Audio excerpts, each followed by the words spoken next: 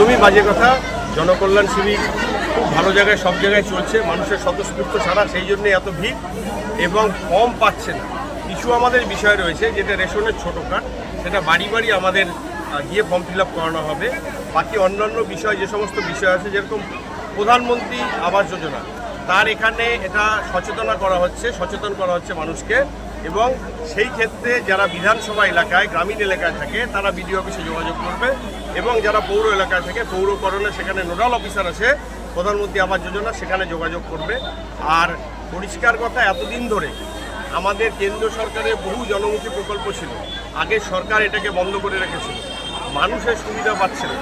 আমাদের যশস্বী প্রধানমন্ত্রী নরেন্দ্র মোদীজি যে সবকা সাথ সবকা বিকাশের তার যে সংকল্প, সেইখানে আমরা পশ্চিমবঙ্গবাসী বিভিন্ন প্রকল্প থেকে বঞ্চিত হচ্ছিলাম।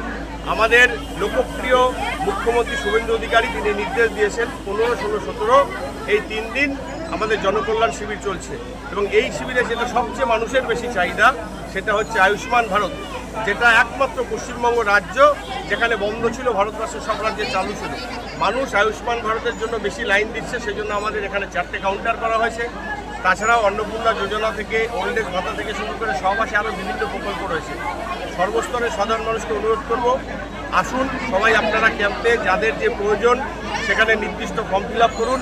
তা বাদেও এরপরেও আমাদের যারা বিভিন্ন সরকারি আধিকারিক রয়েছে তারা তো যাবেন, আমাদের দলীয় কর্মীরা যাবে। কেউ যদি বাদ যেয়ে থাকে চিন্তা করবেন না, আমাদের দলীয় কর্মীরা গিয়ে আপনাদের নির্দিষ্ট ফর্ম ফিল আপ করে আমাদের ডবল ইঞ্জিন সরকার যে সুবিধা ঠিক আপনার বাড়িতে পৌঁছে দেবে।